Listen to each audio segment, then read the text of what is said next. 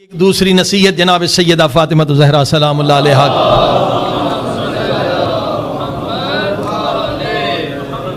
جناب سیدہ کی یہ تین وصیتیں اور نصیحتیں جو حدیث میں ہیں اور عملاً جناب سیدہ نے بتلایا ہے تو یقین جانیے آپ کے گھر جنت بن جائیں گے.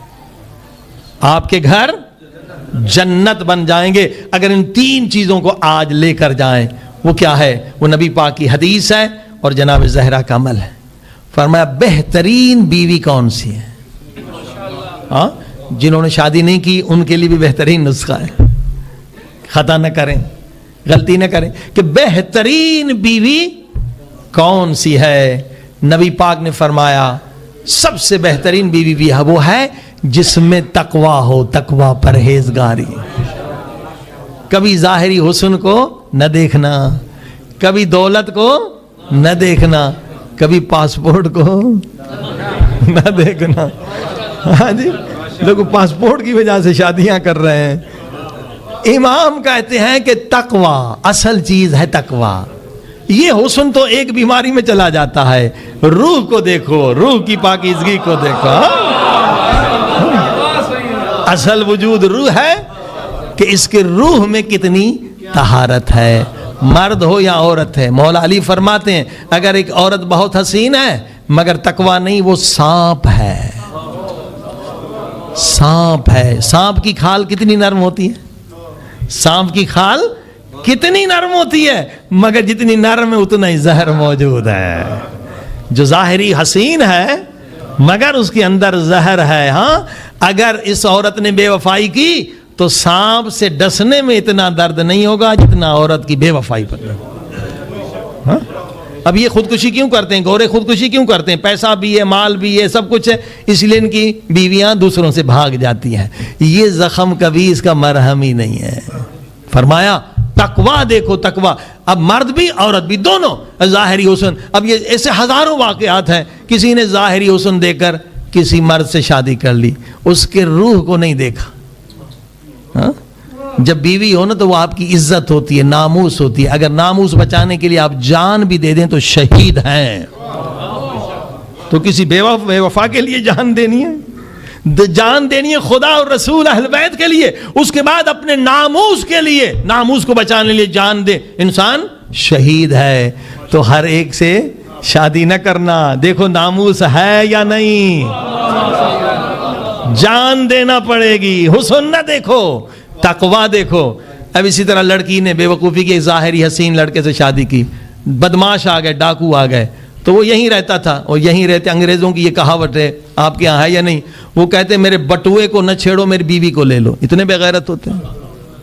اور وہی ہوا کہ ڈاکو بدماش آئے کہ میرے پیسوں کو نہیں چھوڑو میری بیوی کو لے لو. اس بیوی کی عزت لوٹی گئی اور وہ بے غیرت دیکھتا رہا. تو جو فرمائے یہ ہے عزیزوں کہ تقوی نہیں ہے تو کچھ بھی نہیں ہے. اور اسی طرح سے بیوی بھاگ جاتی ہے تو وہ بھی اس کے لیے خنجر سے زیادہ ہے. فرمایا تقوی اصل چیز تقوی ہے. نہ پیسہ ہے، نہ پاسپورٹ ہے، نہ دولت ہے. اور دوسری چیز کیا؟ نبی پاک فرما دوسری چیز اطاعت ہے. کتنی اطاعت کرتی ہے بیوی. اب یہاں اسکولوں کالجوں میں کیا کہتے ہیں کہ اطاعت کی کیا ضرورت ہے؟ عورت کوئی غلام ہے، کوئی کنیز ہے؟ دونوں گاڑی کے دو پہیے ہیں. یہ سمجھایا جاتا ہے کہ گاڑی کے دونوں پہیے برابر ہیں.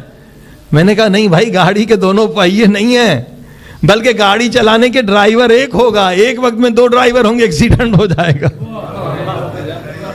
اور کسی دفتر میں چلے جائیں باس ایک ہوتا ہے. باس اگر دو ہوں گے، دو افسر ہوں گے تو وہ دفتر ہی تباہ ہے. اللہ پاک نے الرجال قوامون علی النساء مرد کو حاکم بنایا ہے اور مفت میں حاکم نہیں بنا ہے. اس نے خرچہ سارا دینا ہے، نان نفقہ بھی دینا ہے، ہاں سی گھر کا کرایہ بھی دینا ہے، بچوں کا خرچہ بھی دینا ہے. حتیٰ کہ یہ آپ کے بچوں کو دودھ پلا رہی ہے، اگر چاہے تو وہ پیسہ بھی آپ پہ واجب ہے دودھ پلانے کا، حالانکہ اس کا بیٹا. اسلام یہ کہتا ہے مفت میں آپ کو حاکم نہیں بنایا گیا. اور عزیزان گرامی اب یہاں جو دماغ ہوتا ہے نا یورپین لڑکیوں کا، وہ کہتے ہیں نہیں دونوں برابر ہیں. کیوں اللہ نے کہا کہ اطاعت کرو؟ یہ ایک سائیکالوجی مسئلہ ہے. ماہر نفسیات سے پوچھ لیں. آپ بچوں کو ہزاروں حدیث سنائیں، اس کا اثر اتنا نہیں ہوگا جتنا آپ کے عمل سے وہ سیکھتے ہیں. عمل کا اثر زیادہ ہوتا ہے. جب ماں اطاعت کرے گی، جتنی ماں اطاعت کرے گی اتنی اولاد اطاعت کرے گی. پورے دنیا میں جا کے دیکھیں گھروں میں، اگر ماں نافرمان ہے اولاد بھی نافرمان ہے، تو پھر آپ بچے نہیں پال رہے ہیں، سانپ پال رہے ہیں.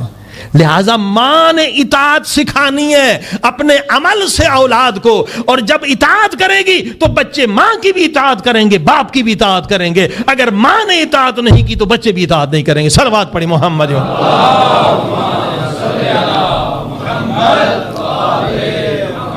بارے دیگر صلوات پڑھی محمد.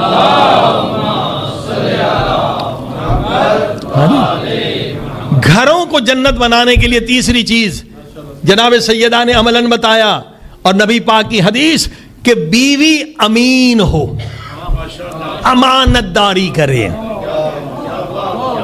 امین، حتیٰ کہ صدقہ بھی نہیں دے سکتی جب تک کہ شوہر کی اجازت نہ ہو.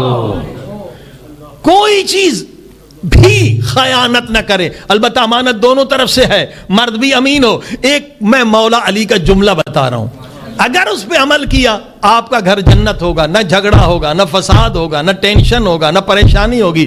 مگر اس مولا علی کے جملے کی قیمت ہے 1 ملین یورو. کون دے گا؟ صلوات پڑھ دیں تو ادا ہو گیا. ٹھیک ہے، ٹھیک ہے. مولا فرماتے 3 چیزیں ہیں. زبردست جملہ ہے، کروڑوں کا جملہ. مولا فرماتے 3 جملے ہیں، 3 چیزیں ہیں. ان میں سے ایک چیز اگر کم ہو گئی تو 2 دوسری بھی ختم. خیال رکھو، میاں بیوی کے تعلقات، دوستوں کے تعلقات، مومن کے تعلقات، 3 چیزیں ہیں، ان کا آپس میں ربط ہے. ایک اگر کم ہو گئی 2 دوسری بھی چلی جائیں گی. کیا ہے؟